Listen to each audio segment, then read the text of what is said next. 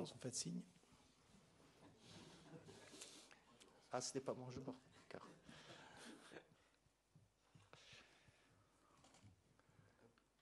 Excusez-moi. Prends ton temps, Manuel. Non. Il ne faut pas se tromper de question. Bonjour. Emmanuel Branguet pour l'agence France Presse. Tu as souvent dit que tu aimais bien laisser une part de liberté offensive à tes joueurs pour profiter du pouvoir offensif de l'équipe de France. Est-ce que tu peux nous parler, s'il te plaît, des qualités de Ryan Cherki dans cette hypothèse? Et en vue d'Angleterre, les observateurs trouvent qu'il est très très bon quand il rentre. Un tout petit peu moins pour l'instant depuis qu'il est revenu quand il a été titulaire. Est-ce que tu le trouves toi aussi meilleur en joker qu'en titulaire? Merci. Il vaut mieux me demander s'il va commencer ou s'il ne va pas commencer directement. Après, les observateurs, vous pouvez tous avoir des analyses qui peuvent être différentes. Ryan a cette capacité technique de pouvoir faire des différences, soit par la passe, soit lui aussi par des buts. La liberté, comme tous les joueurs offensifs, il a. Après, tout dépend dans quelle zone il est. Aujourd'hui, dans le football moderne, on ne peut pas se permettre de perdre un joueur quand on n'a pas le ballon, que ce soit des courtes périodes, des périodes plus longues. Voilà, donc il y a des efforts à faire. Qu'il ait cette capacité de pouvoir rentrer et faire des différences, c'est bien, parce qu'on n'a pas toujours eu ça, et quand on fait rentrer un joueur offensif, c'est bien qu'il puisse amener quelque chose et faire des différences. Après, il est qu'au tout début, il a eu sa blessure pendant un mois, ça a mis du temps à revenir, il a fait 3 fins de match sur 3 matchs consécutifs, il en a commencé 2 ou 3 comme titulaire, donc voilà, il change aussi d'environnement, d'équipe, de partenaire, mais il est capable d'être décisif dès le début, même si dans l'absolu, je dis bien dans l'absolu, quand c'est en fin de match avec la fatigue de l'adversaire, quand on est un joueur technique comme lui, il y a un avantage. Je ne vais pas dire que c'est plus facile, mais parce qu'ils n'ont pas tous le mérite d'être décisifs, mais ça peut aider ou tout de moins aller dans ce sens-là. Mais Ryan a la capacité, bien évidemment, de commencer les matchs et d'être décisif aussi. Bonjour Didier, oui. Sans Fourche pour RTL. Bonjour. Dans vos nombreuses campagnes de qualification et ensuite de compétition, il y a des matchs parfois sur lesquels on sent un petit peu plus d'attente, forcément un peu plus de pression. Demain, vous diriez que c'est juste la qualification, ou vous attendez aussi de vos joueurs qui vous montrent des éléments qui vous permettent ensuite de voir plus loin avec eux? Est-ce que c'est des matchs sur lesquels on construit? Tous les matchs servent. Après, il y en a certains qui marquent pour différentes raisons. Là, après les 4 matchs que l'on a fait, même si, entre parenthèses, je vous rappelle que c'était impossible dans notre poule, même en gagnant 10 ans, de pouvoir être qualifié. Et si je ne me trompe pas, je ne pense pas qu'il y a aujourd'hui une équipe dans un groupe A4 qui est déjà qualifiée après 4 matchs. Donc on a pris 10 points. On aurait pu au maximum en prendre 12. Donc évidemment, nous avons conscience, et les joueurs, de l'importance du match de demain, parce qu'il peut nous assurer la qualification. Donc, mais c'est les 4 d'avant qui permettent d'arriver là. Que celui-là, il a une importance. Il ne faut pas pour autant perdre la sérénité et la tranquillité. Il y aura des éléments, oui, qui nous serviront. Mais les joueurs qui sont là, il y en a beaucoup qui sont encore absents. Si tout le monde est là, c'est ce que j'ai dit un peu à la première conférence de presse jeudi dernier, les absences de joueurs sur septembre, octobre et novembre nous permettent pas de pouvoir répéter des choses pour trouver encore plus de relations, plus d'automatisme. Il y a ceux qui sont là, ils font partie du groupe qui a l'objectif de se qualifier. Et après, comme chaque année, c'est loin, hein, mars. il y a 4 mois. Donc faisons en sorte d'atteindre notre objectif dès demain face à cette équipe d'Ukraine. Bonjour Didier, Benjamin Corrèze pour Le Parisien.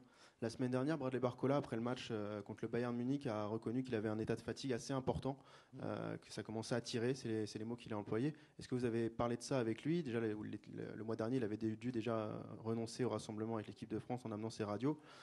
Comment il se sent en amenant ses radios pour le premier jour via le PSG? Il avait une radiologie, quoi. Radiographie, pardon. C'était rare comme image, mais on l'a effectivement vu avec ses radios. Est-ce que vous avez parlé de ça avec lui? Comment vous le sentez? Et est-ce que ce rassemblement peut lui permettre, à minima, de se refaire la cerise, au moins sur l'aspect psychologique, et penser à autre chose, tout simplement, que le Paris Saint-Germain en jouant avec les Bleus? Merci. Barco va bien, évidemment. En début d'année, il était très bien avec nous, mais il avait moins joué avec son club. Là, il a eu une période comme tous les joueurs qui sont dans des clubs qui sont en Coupe d'Europe. Les 2 dernières semaines, ils ont eu 6 matchs en 15 jours. Donc les organismes sont sollicités. Qu'il y a eu de la fatigue, il n'a pas joué il n'est pas rentré au dernier match à Lyon, même s'il était sur le banc de touche. Il va bien. Il a de bonnes sensations. Il ne va pas se refaire la cerise ou pas, mais c'est un élément important de par ce qu'il est capable de faire. Mais l'accumulation pour tous les joueurs amène la fatigue. C'était le cas le mois dernier, quand ils sont arrivés lundi. Oui, pour ces joueurs-là, et ça concerne quasi la totalité. Donc lundi, mardi, c'est surtout de la récupération. Et là, comme on a peu de temps, on éveille de match. Mais Bradley se sent bien, il n'y a pas de souci particulier. Bonsoir Didier, Xavier Montferrand tout en haut, oui, sur votre droite, bonsoir. Radio France.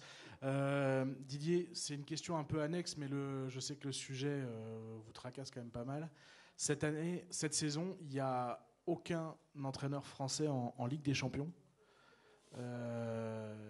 C'est rare, c'est très très rare. Il faut remonter au début des années 90. Est-ce que vous le regrettez, tout simplement, et comment vous jugez cette statistique difficile? Écoutez, que je le regrette, oui. Bon, on m'a déjà posé cette question-là. Après, c'est mon ressenti. Je trouve que l'entraîneur français n'est pas assez valorisé, déjà en France. Donc après, à l'étranger, oui, il y en a de moins en moins. Est-ce qu'on est, parce que je dis on, parce que je me considère entraîneur français, moins bon que les autres, je pense pas. Est-ce que les autres sont mieux organisés? Et quand je dis organisés, c'est au sens large, avec tout ce que cela peut composer.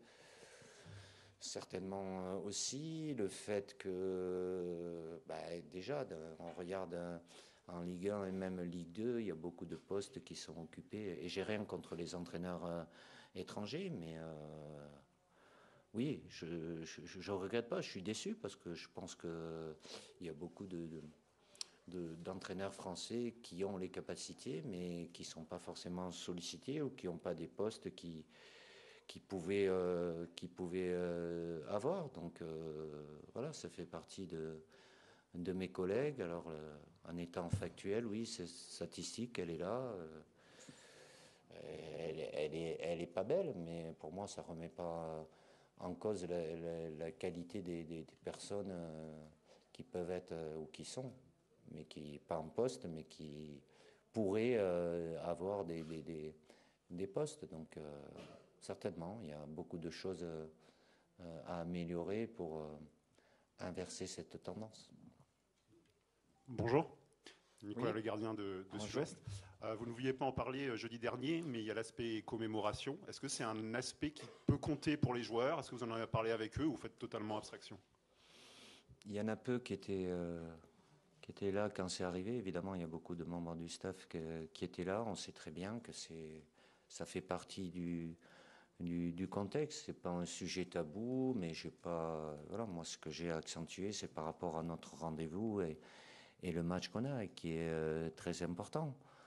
Le contexte, après, c'est plus de votre ressort, ce qu'on peut se dire entre nous, mais après, c'est le traitement médiatique qu'il peut avoir. Mais voilà, j'ai un peu de mal à m'exprimer là-dessus, mais c'est plus par retenue. Voilà, c'est ce devoir de mémoire et le soutien, la compassion qu'on se doit d'avoir pour toutes ces familles qui ont souffert, et je le répète, qui ont perdu malheureusement des êtres chers. Ça fait partie du contexte. Chaque match a ce contexte. C'est là, on va faire avec, même si c'est pas l'idéal. Ce n'est qu'un match de foot. À côté de ce qui s'est passé, c'est rien, mais c'est un match de foot qui est très important pour nous. Didier, bonjour. Louis Vix, Infosport Plus, Canal Plus. Un mot sur Eduardo Camavinga. Est-ce que vous pouvez partager une forme de frustration qu'on a, nous aussi, parfois, en le regardant, en le voyant être en incapacité d'enchaîner des bonnes performances très régulièrement et avoir un statut en équipe de France aujourd'hui qui pourrait être différent? Je sais que vous n'avez pas parlé des statuts, mais là, puisque je le rappelle, même quand il avait moins de temps de jeu. Depuis le dernier rassemblement, il en a joué. Après, malheureusement pour lui, il a des blessures, pas forcément graves, mais qui l'empêchent d'avoir de la continuité. Donc, vous en attendez plus de lui? Et lui, il attend plus de lui aussi. Il veut plus de temps de jeu, il veut mieux faire. Voilà. Après, c'est pas question de frustration, mais le fait d'avoir à répétition, voilà, il sort de 6 mois sans jouer avec le Real Madrid. Hein. Donc il a plus joué en une semaine, c'est-à-dire ces 2 titularisations, que les 6 derniers mois avec son club. Pas comme ça, en claquant des doigts. Potentiellement, il est venu très tôt avec nous, donc il a beaucoup de qualités. Évidemment, d'être épargné par ses soucis physiques lui permettrait d'avoir certainement plus de continuité, que ce soit avec son club ou avec nous.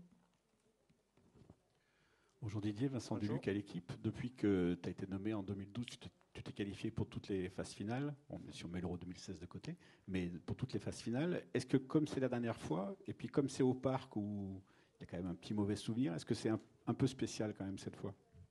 Non, je pense pas. J'ai un devoir de mémoire, mais bon, ma mémoire avec le temps est devenue sélective. Donc, ce qui est derrière, ça m'intéresse pas, quoi, sincèrement. Donc, le plus important, c'est aujourd'hui et demain. En l'occurrence, c'est demain pour nous. Donc, il se passe des fois. Après, les statistiques, elles sont là pour un moment. Mais il y a quelque chose qui va à l'encontre. Donc, que l'accumulation des qualifications successives, c'est une très bonne chose, parce que c'est notre devoir en tant qu'équipe de France de se qualifier pour les 2 plus grandes compétitions. La manière de gérer certaines situations, oui, ça aide d'avoir ce vécu-là, mais c'est jamais la même histoire. Même si elles peuvent se répéter dans le négatif ou dans le positif, j'ai pas ça à l'esprit, je pense pas à ça, et je me dis que voilà, on a ce match-là après les 4 qu'on a fait, il est au parc, c'est l'Ukraine, et on est en 2025 et notre objectif, il est là, comme on en a eu d'autres avant. Là, c'est acté, les résultats. Aujourd'hui, c'est tout faire pour obtenir à nouveau cette qualification dès demain. Je pense pas ça. Non. Je me dis pas c'est la dernière fois que je regarde la télé, c'est la dernière fois que je suis dans cette chambre-là. Non, j'y suis, je prends du plaisir.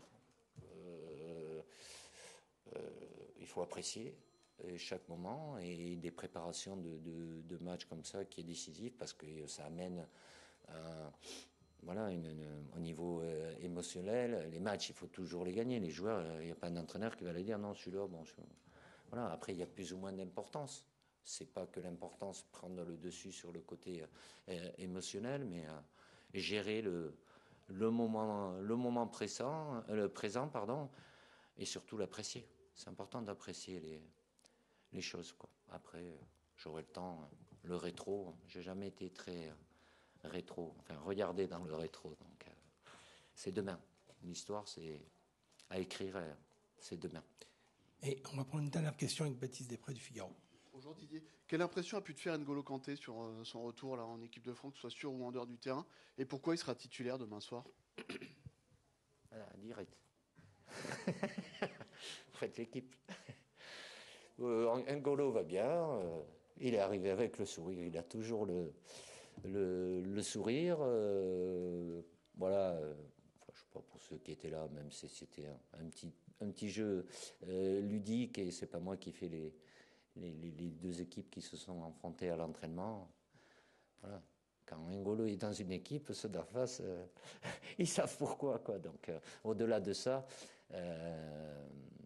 NJ maintient son niveau de performance avec plus de matchs cette saison parce que son club joue la Ligue des champions d'Asie. Avant, il avait un match par semaine, donc le calendrier est un peu plus chargé, mais il est toujours à son meilleur niveau. Donc, en plus de ce qu'il est capable de faire, voilà, il a vécu une expérience qui sont importantes aussi pour ce type de rendez-vous. Merci Didier. On vous donne rendez-vous tout à l'heure à 17h pour l'entraînement.